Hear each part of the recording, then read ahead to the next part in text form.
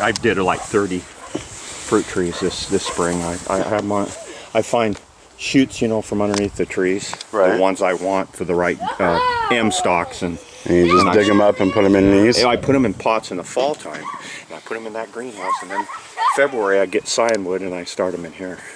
I don't know if you ever heard of Rubinette. That's a real good apple for cider.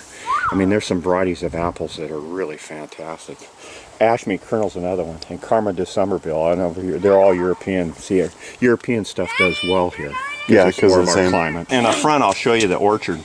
Some of the rework I did on the old trees that weren't good, and I put new varieties on, and I did some rework on them. The most disease-resistant plum would be the Victor that I noticed, and the Seneca's right there too. That's the Asian plum, a pear. And what's this one? That's well, Epineuse, and it's got Victoria on it, and it's got Brooks. It's a three-way plum. This is gold. It's called gold cherry. This is a cherry? Yeah. That's a Lapton cherry. That's an Orchis pear. It's blooming again. That's a good pear from around here. That's a Seneca plum. This is an Asian pear plum. See the plums? You can see it from the other side. They're not ripe, but they will be in a week or two. They're the one you got to use bibs for. Because it's so juicy. So juicy, but very sweet. This is a Karma de Somerville. It's supposed to be one of the best tasting apples.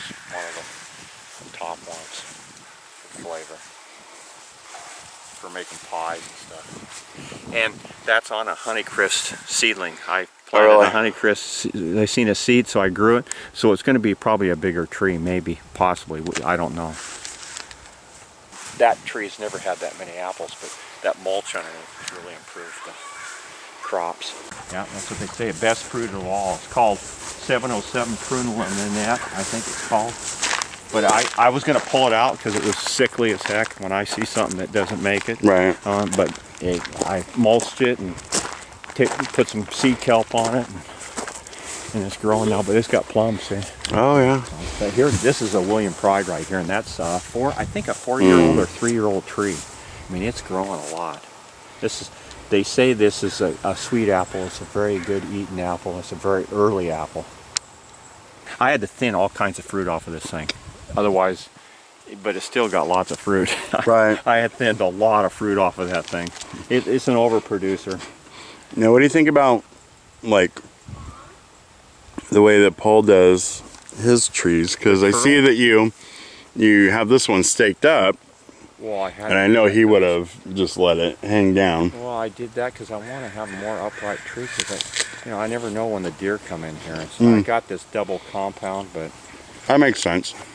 You want it higher so you don't have to fight them on it around it and stuff. But his do that because he gets so many fruit on it. They cool down. I would say this is probably the best disease-resistant cherry tree right there.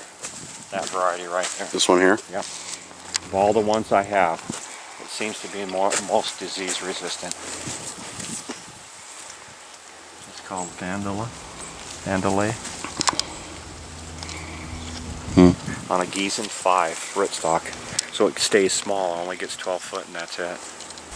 Some plums don't get sweet because our climate, but the Seneca's sugar content gets real high. So it's a proven winner. And it's starting on the second growth. You see how the tree goes to a certain point and it just sits there, and nothing happens and then it starts its second growth. It could not do anything. And there were some filbert trees. I got let me see, 1, 2, 3, 4, 5 different varieties, and then I can take shoots off of those and plant more. Right. Because they're all rootstocks. And then there's 3 apple trees. There's Karma de Somerville, not Karma, Ashme Kernel is that first one, and that's exceptional. Do you feel we're in about 3 foot of poop here? Yeah. And it's sinking. So the climate, the soil keeps getting better, but you can see the health of these 3. And the Rubinette on the end, and then that's a Bello Balops or something like that it's called. It's a good apple too. And that there was supposed to be pristine, but I think it's a William Pride. They mislabeled it? What? They mislabeled it? No, I put the graft on there, but Oh. I put or else I got the graft, the wood that I got mixed up in the cyan exchange somehow. But that's definitely not a pristine apple. I don't know what it is, but it's not pristine. Might not be a William Christ. And you probably don't know what that is, but that's an excellent nutrient accumulator. It's Russian comfrey. What's comfrey? Comfrey. Yeah. What is it good for? I guess it's supposed to heal bones and Really? use it for a poultice. But what permaculturists use, you chop this about 6 times and you mulch your tree underneath it. It brings calcium. It has deep roots. It doesn't compete with the tree. Right. So it's a guild in a permaculture system. They use it, and it also inhibits grass to grow around your fruit trees. Right. It has that. So you mulch this thing about 6 times a year around. You bring calcium and all the micronutrients back to the top that leach down in the rain. And so this is, look how healthy that plum is. That's a Lisa plum from New Zealand. It's supposed to be a very good tasting. I mean, people in New Zealand can't even get the fruit tree because there's such a demand for them. Really? It's a chance seedling that came from New Zealand. So we'll see how it goes. They had them at Raintree, but last year they couldn't get any. There was a patent deal on them. You couldn't propagate. They wanted to control the fruit on them. So, but they seem to be very disease resistant, is what I noticed. How come you have this wrapping around it and the fence? This is just to protect it from the dogs, or in case a deer or something actually got in here somehow. I don't want my little trees. But that's for the rabbit. I had a rabbit back in. They got a couple of my trees in back and almost killed one of my trees. Really? They love apple bark. They love it. This came from East Germany. It's called a rubella. And it's supposed to be scab resistant, mildew resistant.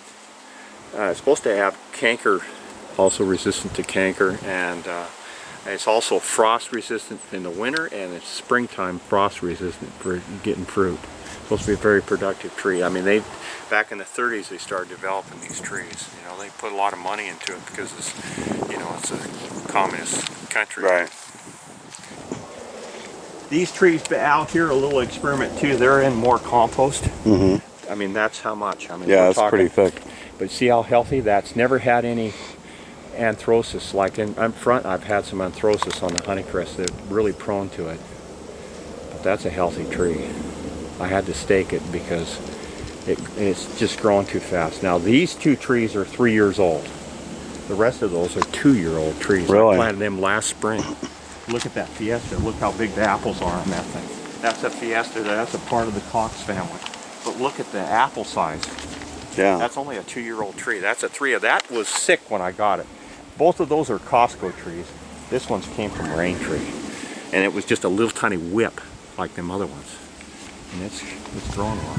That one, the rabbit ate the heck out of the bottom. That was the one I thought died, but it didn't. It came back, but it's got apple seed. Ashme kernel. Americans don't like those because they're russeted apples and they look ugly, but they're one of the best tasting apples there is. Really? You never find them in the store. You might find them in the farmer's market down in Oregon. So the rabbits do just gnaw on it? They take the bark off, yep, all the way around. Why? They're getting food, probably working their teeth too. Yeah. So is all of that property there yours too? Yeah. Up to the trees or past the trees? To the trees. Then I have the cedar grove too. That's mine too. Yeah. I got some firewood. Got black locust plant over there, and I got a little firewood, maple, and different stuff growing over there. If I need it, I have a Russian fireplace in the house.